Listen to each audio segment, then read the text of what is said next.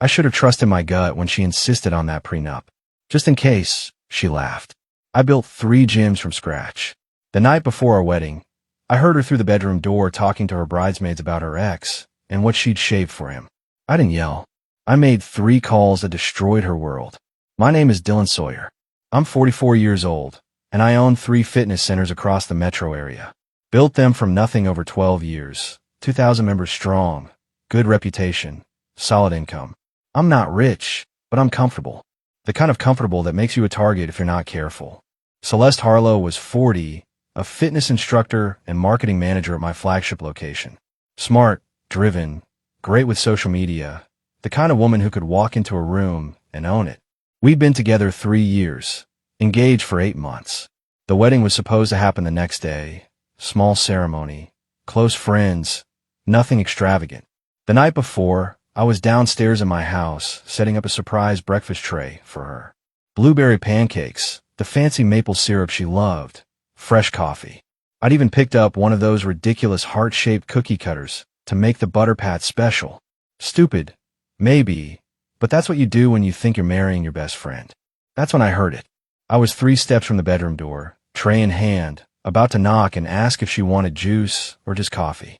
Her voice came through the gap, loud and wine-soaked, talking to her bridesmaids on speakerphone. I invited Jared to the Bachelorette thing tomorrow afternoon, Celeste said, laughing. Hope he actually shows up. I spent all day shaving everywhere for him. Silence. Then an explosion of laughter from her friends on the other end. Girl, you're terrible, one of them shrieked. Does Dylan know? Another asked. Of course not, Celeste said. Her tone was light, playful, like she was discussing what color napkins to use. He'll be busy with his gym buddies doing whatever boring thing Warren planned.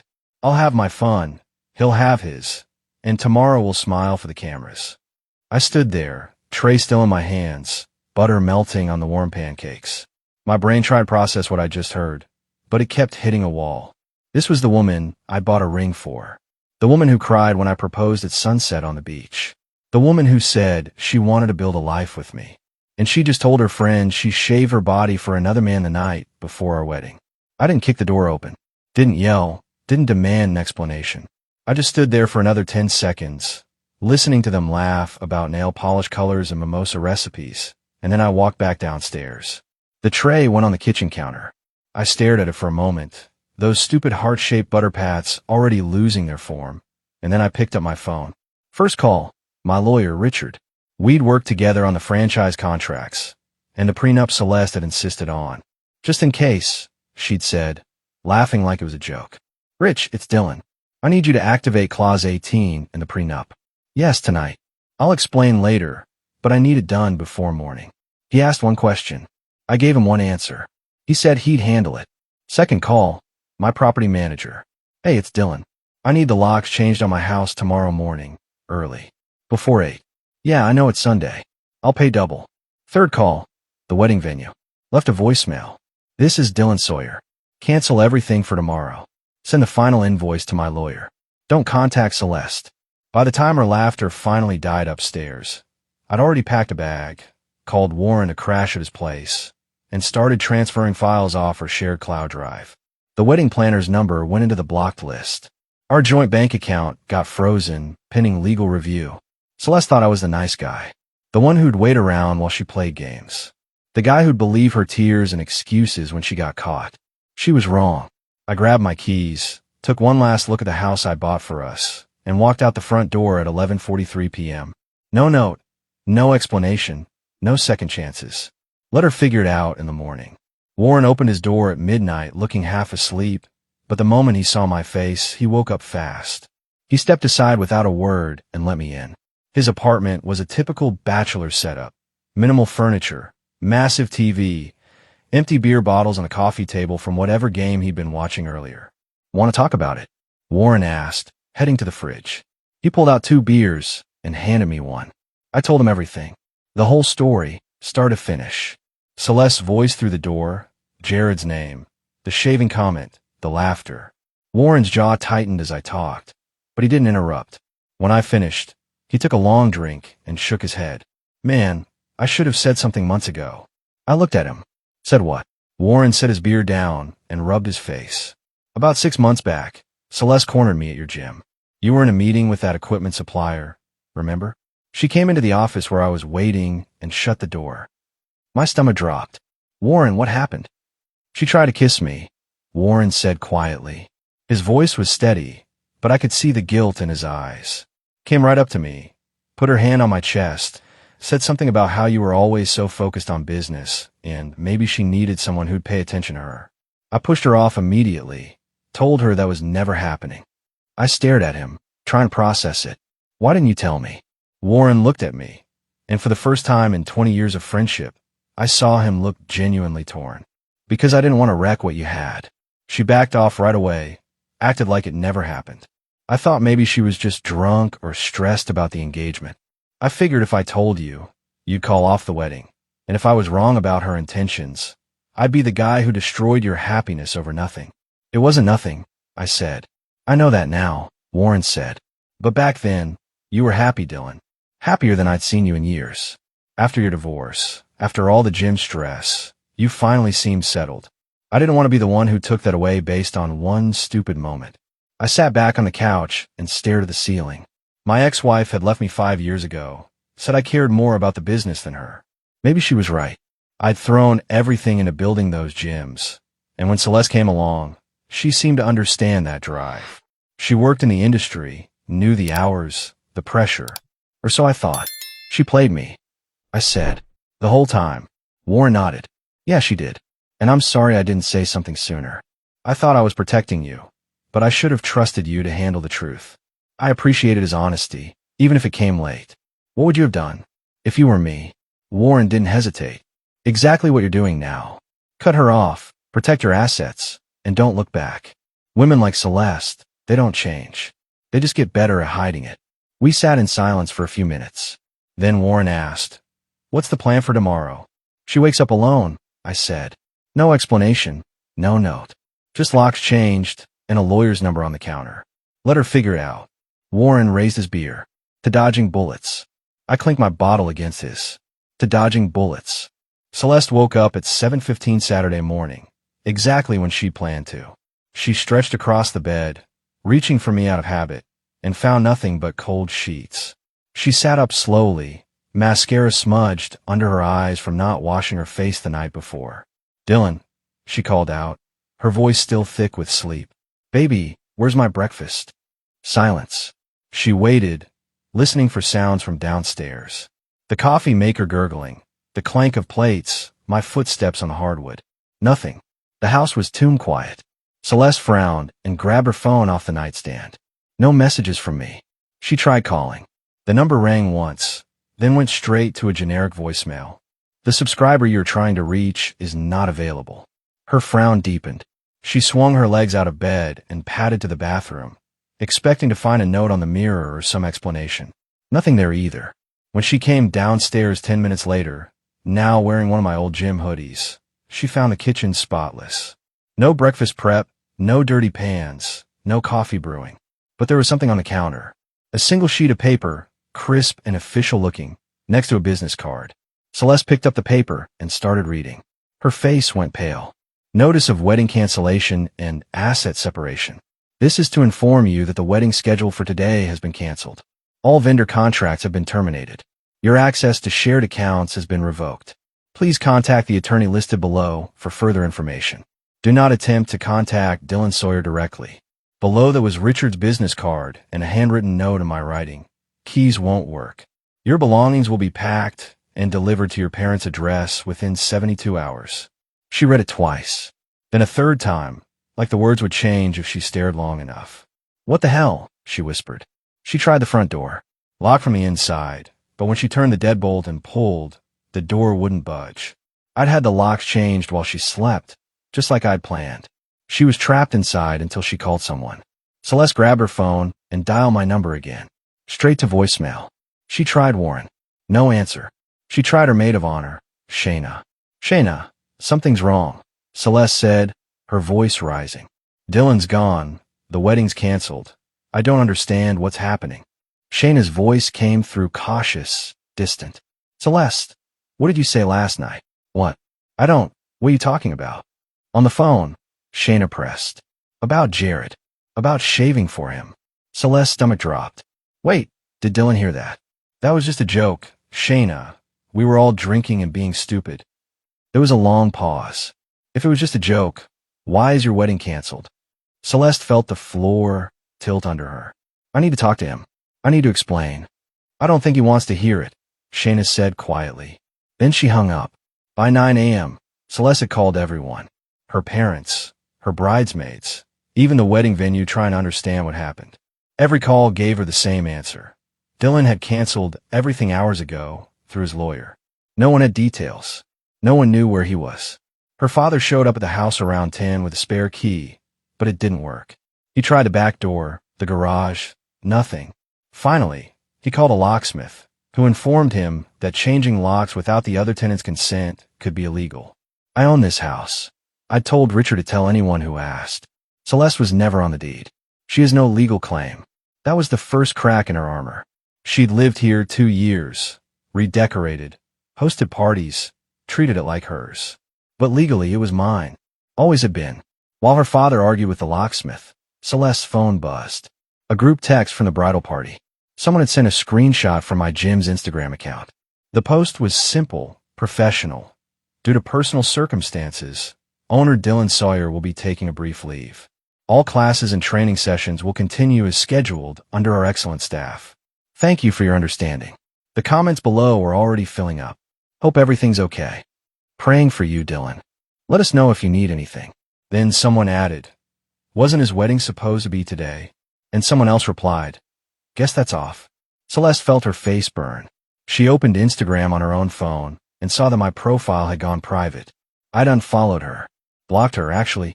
When she searched for my name, nothing came up. Her father finally got the front door open with the locksmith's help. They stepped inside, and Celeste rushed to the bedroom to grab her things. That's when she found the second note, this one on the dresser. Your engagement ring is in the box on the nightstand. Please return it to Richard's office by Monday. Failure to do so will result in legal action. She looked at the nightstand. The velvet box sat there, closed like a tiny coffin. She opened it and saw the ring inside, the 2-carat diamond I'd saved 6 months to buy. The sight of it sitting there, returned like a piece of unwanted merchandise, made something inside her finally break. She tried my number one more time. This time, the voicemail was different. My voice, calm and recorded. This is Dylan. If you're calling about the wedding, it's been canceled. If this is Celeste, don't call again. Anything you need to say can go through my attorney. Click. Her father stood in the doorway watching her. Celeste, what did you do? She opened her mouth to answer, but nothing came out. Monday morning hit Celeste like a freight train. She'd spent the weekend at her parents' house, fielding calls from confused relatives and angry bridesmaids. But nothing prepared her for what happened when she walked into Apex Fitness, my flagship gym, at 6 a.m. for her usual shift. The front desk girl, Monica, looked up when Celeste entered and her expression went carefully neutral. Not hostile, just blank, like she'd been coached on what not to say. Morning, Monica, Celeste said, trying to sound normal. Is Dylan in his office? Monica shook her head. Mr. Sawyer isn't in today. He's taking personal time. Right, okay, Celeste said. I'll just head back and get ready for the 6:30 spin class. Actually, Monica said, her voice quiet. You need to speak with Karen first. She's in the conference room. Karen was the HR director I'd hired 8 months ago. Professional, no nonsense, the kind of woman who didn't waste words. When Celeste walked into the conference room, Karen was already seated with a folder in front of her. Have a seat, Celeste, Karen said. Celeste sat, her stomach tightening. What's going on? Karen opened the folder and slid a document across the table. Effective immediately, your employment at Apex Fitness is terminated. You'll receive 2-week severance pay, and your final paycheck will be direct deposited by Friday. Celeste stared at the paper. You're firing me? The decision came from Mr. Sawyer, Karen said.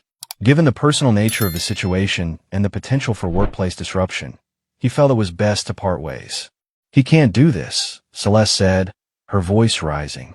I've worked here for 3 years. I built half the marketing campaigns that brought in our members. Karen's expression didn't change. You were an at-will employee, Celeste. Mr. Sawyer can terminate your employment for any legal reason or no reason at all. This is legal. Celeste felt her face flush. This is because of the wedding. This is a business decision, Karen corrected. Now, I'll need your key card, your locker key, and any company property you have at home. Security will escort you out. Security. Celeste's voice went up an octave. You're treating me like a criminal. We're following standard termination protocol, Karen said calmly. Please don't make this harder than it needs to be. Two security guards appeared in the doorway. Both of them knew Celeste, had joked with her hundreds of times. Now they stood there stone-faced, waiting. Celeste handed over her keys with shaking hands and walked out of the gym under escort. As she passed the main workout floor, she could feel eyes on her. Members she'd trained, staff she'd worked with, all watching her leave in disgrace. Outside in the parking lot, she sat in her car and tried to breathe. She'd just lost her fiancé, her home, and now her job, all in 72 hours. Her phone buzzed. A text from Shayna. Did you see Instagram? Celeste opened the app with dread. Someone had posted a video from the Bachelorette call. Not the whole thing, just 12 seconds. Her voice, slurred and smug. I invited Jared. Hope he shows. I spent all day shaving everywhere for him. The caption read, when your bachelorette party ends your engagement. It had 20,000 views. By Tuesday, the video had gone viral in local fitness circles. Celeste's phone was blowing up with messages, some supportive, most accusatory. But the worst part came when Jared finally called her back. Hey babe, Jared said, his voice smooth as ever. Saw the news. Crazy stuff. Celeste felt a flicker of hope. Jared, I need to see you. Everything's falling apart, and I just need someone who understands. There was a pause. Yeah, about that. I don't think we should hang out right now. Celeste's chest tightened. What? What? Come on, Celeste, Jared said, and she could hear the smirk in his voice. You really thought I was going to leave my girlfriend for you? I was just having fun. You were the one getting married to that gym guy with the money. You said you still loved me, Celeste whispered. Jared laughed. I said what you wanted to hear. Look, you're great and all, but you just blew up your whole life for what? Some texts and flirting? That's on you, not me. You told me to invite you to the bachelorette party, Celeste said, her voice breaking. And you actually did it, Jared said. I was kidding, Celeste. I never thought you'd be dumb enough to actually go through with it. And now you've got no wedding, no job, and that video's everywhere. I can't be associated with that mess. The line went dead.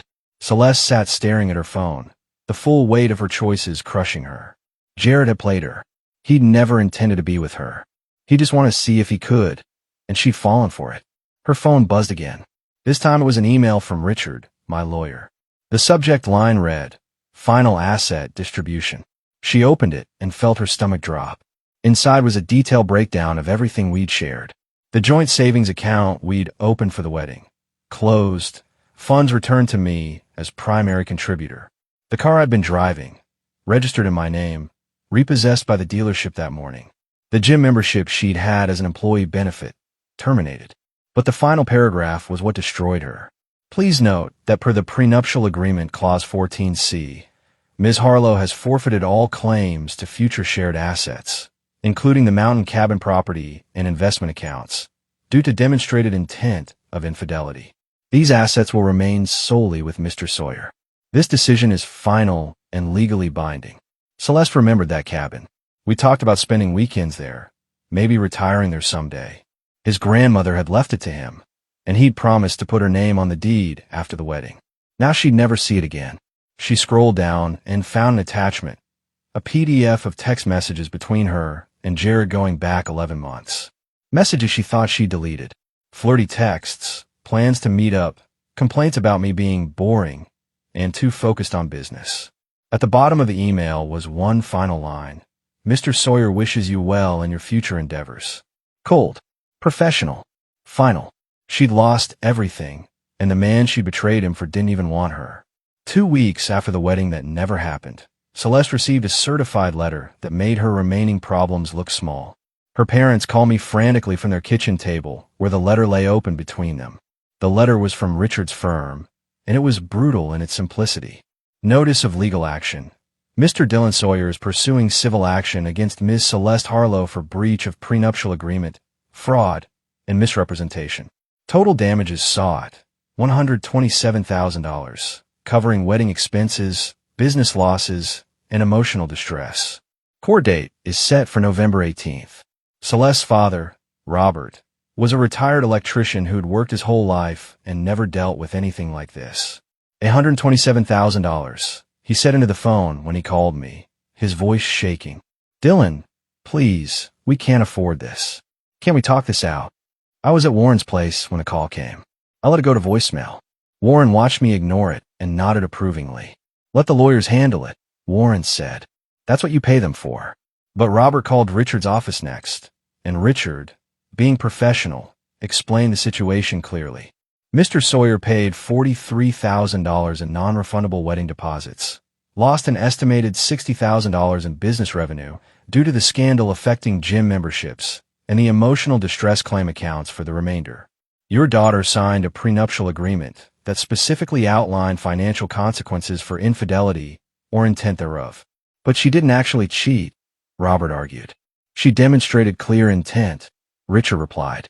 She invited her former partner to an event, made explicit statements about physical preparation for him, and had been in contact with him throughout the engagement. That satisfies the clause. Celeste hired a lawyer with money she didn't have, borrowing from her parents. Her attorney, a young guy named Mark who worked from a strip mall office, reviewed the prenup and delivered the bad news immediately. You signed this? Mark asked, flipping through the pages. Celeste, this document is ironclad. There's no ambiguity here. You triggered multiple clauses. Can we fight it? Celeste asked desperately. Mark shook his head. We can try, but honestly, you'll spend $20,000 in legal fees just to lose. The evidence is overwhelming. Text messages, witness statements from your bridesmaids, the video recording. A judge will side with him. So what do I do? Celeste asked, her voice small. Settle, Mark said. Negotiate the amount down if possible, set up a payment plan, and move on with your life. Celeste left his office feeling like she was drowning. She'd already moved back in with her parents, lost her job, become a social pariah in the fitness community. And now she owed me more money than she'd make in 2 years. That night, she saw my Instagram had a new post. A photo of me at the gym, working with a client, smiling. The caption was simple. Grateful for the people who show up, work hard, and stay loyal. That's what builds something real. The comments were full of support. You dodge a bullet. Keep your head up, Dylan. Real recognizes real. Not a single mention of her. I'd moved on like she'd never existed. And legally, I was making sure she'd pay for that existence for years to come. The settlement conference happened in Richard's office on a gray November morning. Celeste sat across from me for the first time since the night I'd left, and I didn't look at her once. I kept my eyes on Richard, on the paperwork, on the window, anywhere but her face. Mr. Sawyer has agreed to reduce the total amount to $85,000, Richard said, his tone businesslike. This represents actual financial losses only, removing the emotional distress claim. In exchange, Ms. Harlow will sign a non-disparagement agreement and make no further attempts to contact Mr. Sawyer or his businesses.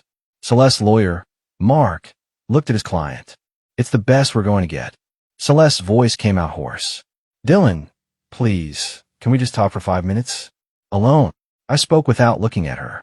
No, I just want to explain. Celeste tried again. There's nothing to explain, I said, my voice flat. You made your choices. I'm making mine. Richard slid the settlement papers across the table. Ms. Harlow, you have 48 hours to accept these terms. If you refuse, we proceed to trial, and Mr. Sawyer will pursue the full amount plus legal fees. Celeste signed with shaking hands. The payment plan was set up, $1,500 per month for the next 5 years. It would cripple her financially, but it was better than the alternative. When she stood to leave, she tried one more time. Dylan, I'm sorry. For everything. I finally looked at her then. Not with anger, not with hurt. Just nothing. I know you are. It doesn't change anything. She left with Mark, and I sat there with Richard for another few minutes. You handled that well, Richard said. A lot of guys would have yelled, made a scene. I shook my head. Yelling would have given her something to hold on to. This way, there's nothing. Just paperwork and consequences. I walked out of that office building and drove straight to my gym. The flagship location was packed with the afternoon crowd, and when I walked in, several members called out greetings. Monica at the front desk smiled and handed me a stack of messages. "Welcome back, boss," she said. "We missed you." Life was returning to normal. Memberships had actually increased after the story went public. Apparently, people respected a man who stood his ground and didn't tolerate disrespect. I'd gotten emails from other gym owners, from business contacts, even from guys I'd never met saying they admired how I'd handled things. Warren met me in my office an hour later. "How'd it go?" "She signed," I said. "It's done." Warren nodded. "Good. Now you can really move forward. Actually, speaking of which, there's someone I want you to meet. My cousin Sarah just moved back to town. She's a physical therapist, works with athletes. I think you two would get along." I raised an eyebrow. "Warren, it's been 2 weeks." "I know," he said. "I'm not saying marry her. I'm saying have coffee. Remember what it's like to talk to someone who isn't trying to use you." I thought about it for a moment, then nodded. "Yeah, okay. Coffee." 3 months later, I'd see Celeste one more time, walking past the gym window. She'd look in and see me laughing with Sarah, my new girlfriend, both of us happy and relaxed. Celeste would keep walking, head down, and I wouldn't even notice she'd been there. That's how completely I'd moved on. 9 months after everything fell apart, I stood in the grand ballroom of the Riverside Hotel, surrounded by 300 people who'd paid to attend the annual fitness industry charity gala. The event raised money for youth sports programs in underprivileged neighborhoods, something I've been passionate about for years. This year was different, though. This year, I donated the $40,000 that would have gone to my wedding. The organizers made a big deal about it, gave me an award, asked me to say a few words. I kept it simple. A year ago, I was planning to spend this money on one day. Instead, it's going to help kids stay active, healthy, and off the streets for the next 5 years. That feels like a better investment. The applause was genuine, warm.